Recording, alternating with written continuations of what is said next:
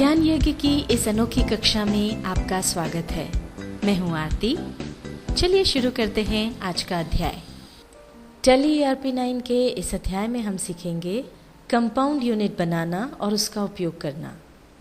अभी हमने 2 यूनिट्स का प्रयोग करना सीखा। जैसे क्विंटल में अगर हम माल खरीद रहे हैं तो क्विंटल और किलो में उसको बेच रहे हैं, तो ये 2 यूनिट्स का उपयोग हो गया।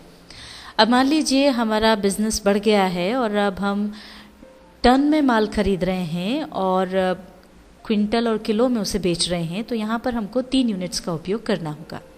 तो 3 यूनिट्स का उपयोग किस तरह से हम करेंगे, आइए अब ये देखते हैं। सबसे पहले इसके लिए हमको ये यूनिट्स क्रिएट करना होगी और उनको आपस में लिंक करना होगा। तो यूनिट क्रिएशन के लिए पहले हम जाएंगे इन्वेंट्री इन्फो पर। यहाँ से हम यूनिट्स ऑफ मेजर पर जाएंगे, क्रिएट पर जाएंगे। अब क्विंटल और किलोग्राम की यूनिट्स हमारी बनी हुई हैं। अब हम यहाँ पर टन की यूनिट बना लेते हैं।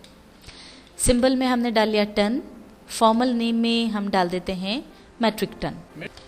नंबर ऑफ डेसिमल प्लेसेस में हम ले रहे हैं 3, क्योंकि 1 टन में 1000 किलो होते हैं। तो हम केजी में अगर कोई माल बेचे तो वो भी हमको दिख जाए कि टन में कितना होगा, इसलिए ये 3 हमने यहाँ पर लिया है। अब इसको हम एक्सेप्ट कर लेंगे। अब इस तरह से चूंकि क्विंटल और केजी की यूनिट्स बनी हुई थी तो तीनों यूनिट्स क्रिएट हो गई हैं। अब क्विंटल और केजी की जो यूनिट है वो तो हमारी पहले ही लिंक्ड हैं, जुड़ी हुई हैं। अब हमको टन से क्विंटल को जोड़ना है, तो उसके लिए हमको कंपाउंड यूनिट का ऑप्शन चालू करना होगा। तो ये जो सिंपल टाइप है इसको बदल करके हमको कंपाउंड यूनिट करना है। इसके लिए हम बैकस्पेस की दबाएंगे। अब टाइप्स ऑफ यूनिट्स में हम ले लेंगे कंपाउंड। अब चूंकि हमको टन को क्विंटल से जोड़ना है, इसलिए पहले फर्स्ट यूनिट में हम ले लेंगे टन। अब यहाँ कन्वर्जन में चूंकि हम इसको क्विंटल से लिंक कर रहे हैं, तो कितने क्विंटल का 1 टन बनेगा वो यूनिट हमको यहाँ पर देनी है। तो 10 क्विंटल का 1 टन होगा, इसलिए यहाँ पर हम लिख देंगे 10। एंटर प्रेस करेंगे और अब सेकेंड यूनिट में आ जाएगा क्विंटल। अब इसको हम एक्सेप्ट कर लेंगे।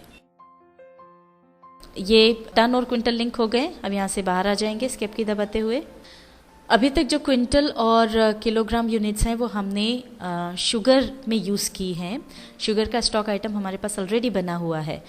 पर अब यहाँ पर एक बात ध्यान रखिए कि चूंकि हमने शुगर आइटम के साथ ऑलरेडी ट्रांजैक्शन कर लिया है, उसका परचेज और सेल कर लिया है, तो एक बार अगर किसी आइटम को आपने यूज़ कर लिया है तो फिर उसकी यूनिट्स में कोई भी अल्ट्रेशन आप नहीं कर सकते हैं। अब अगर हम चाहें कि शुगर वाले आइटम में टन यूनिट यूज़ हो जाए तो अब वो पॉसिबल नहीं है। इसलिए अब हमको एक नया आइटम क्रिएट करना होगा। तो वो हम वीट का स्टॉक आइटम क्रिएट कर लेते हैं। यहाँ पर नेम डाल देंगे वीट। आगे जाएंगे एंटर प्रेस करते हुए। यूनिट्स में बेसिक यूनिट हमारी है केजी। अल्टरनेट यूनिट्स में हम चुनेंगे टन ऑफ 10 क्विंटल। अब यहाँ पर 1 क्विंटल 100 किलो है। अब यहाँ पर देखिए केजी तो बेसिक यूनिट हमारी हो ही गई और 100 केजी का 1 क्विंटल है, इस तरह से केजी से क्विंटल जुड़ गया, और 10 क्विंटल का 1 टन है, इस तरह से टन भी जुड़ गया। तो अब आप चाहे केजी में माल खरीदें या बेचें, या क्विंटल में खरीदे बेचें, या टन में खरीदे बेचें, वो यूनिट्स का जो कन्वर्जन है अपने आप हो जाएगा।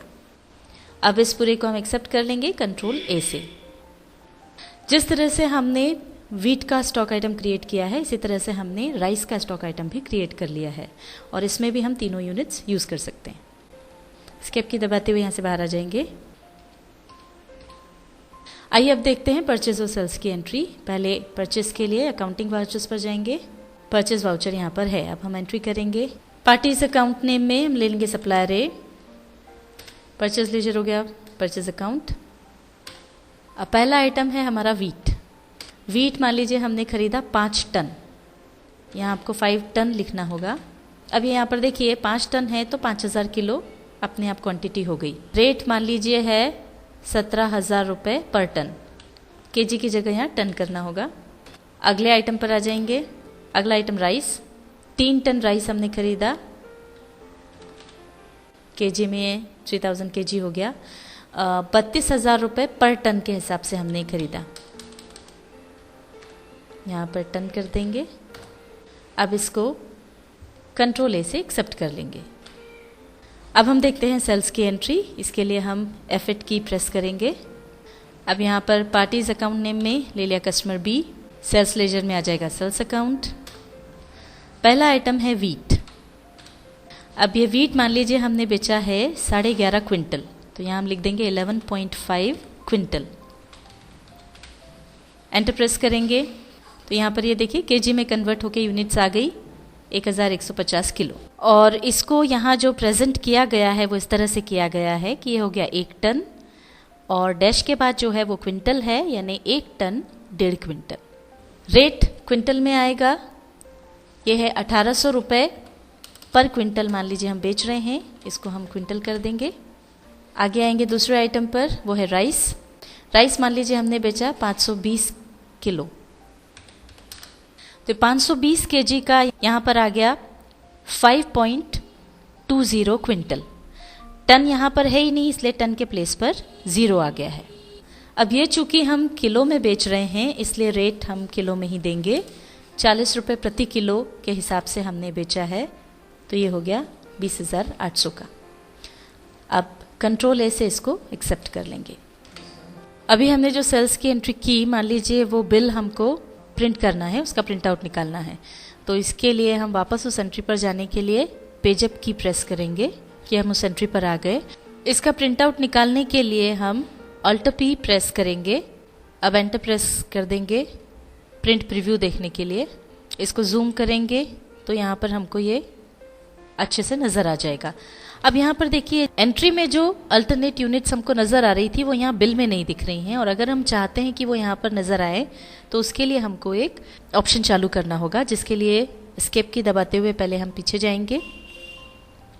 ये हम वापस एंट्री पे आ गए हैं। अब हम फिर से Alt P प्रेस करेंगे। अब यहाँ पर ये राइट हैंड साइड पर नीचे कॉन्फ़िगरेशन वाला ऑप्शन है, जिसके लिए F12 की प्रेस करेंगे। ये इनवॉइस प्रिंटिंग कॉन्फ़िगरेशन पर हम आ गए। अब यहाँ पर राइट हैंड साइड पर हमको ऑप्शन मिलता है प्रिंट अल्टरनेट क्वांटिटी का, इसको हम यस कर देंगे। अब इसको एक्सेप्ट कर लेंगे कंट्रोल ए से। अब हम एंटर प्रेस करेंगे प्रीव्यू देखने के लिए। जूम करके हम इसको देखेंगे तो ये देखिए यहाँ पर जो अल्टरनेट यूनिट्स थी वो भी अब आपको नज़र आ रही हैं।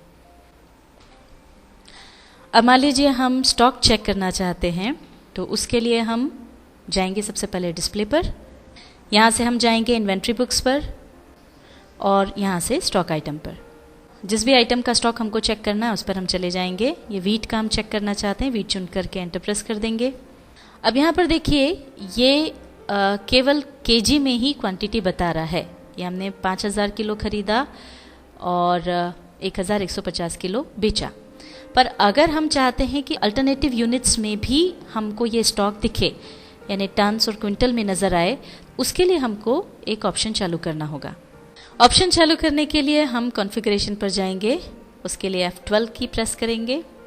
कॉन्फ़िगरेशन में हमको यहाँ ऑप्शन मिलता है शो यूजिंग अल्टरनेट यूनिट्स, इसको हम कर देंगे यस। यहाँ पर एक बात याद रखें कि जब भी स्टॉक आइटम में आप क्वांटिटी को अल्टरनेट यूनिट्स में देखना चाहते हैं तो हर बार आपको ये ऑप्शन चालू करना पड़ेगा, ये अपने आप चालू रहेगा नहीं। अब इसको एंटर प्रेस करते हुए आगे आ जाएं। अब ये देखिए यहाँ पर 5000 केजी जो था वो यहाँ पर अल्टरनेट यूनिट में 5 टन आ गया है, और 1150 केजी जो था वो 1 टन 1.5 क्विंटल यहाँ पर दिखाई दे रहा है। इस तरह से अब हम यहाँ पर केजी के अलावा अल्टरनेट यूनिट्स भी देख पा रहे हैं। अगर अब हम चाहते हैं कि केजी के अलावा अब हमें केवल क्विंटल में ये दिखाई पड़े, तो इसके लिए वापस हम जाएंगे कॉन्फ़िगरेशन पर, F12 की प्रेस करेंगे। अब यहाँ पर ऑप्शन हमको मिलता है show tell units of compound units. Compound units में जो हमने 2 यूनिट्स ली थी वो थी टन और क्विंटल। इसमें से टेल यूनिट यानी जो बाद की यूनिट है वो है क्विंटल, इसको हम कर देंगे यस। एंटर प्रेस करेंगे तो ये देखिए अब ये जो यूनिट है यहाँ पे से टन चला गया और टन की जगह अब हमको केजी और क्विंटल में ये दिखाई दे रहा है। 5000 किलो जो था वो अब हो गया है 50 क्विंटल। टैली ERP9 के इस अध्याय में हमने सीखा कंपाउंड यूनिट बनाना और उसका उपयोग करना।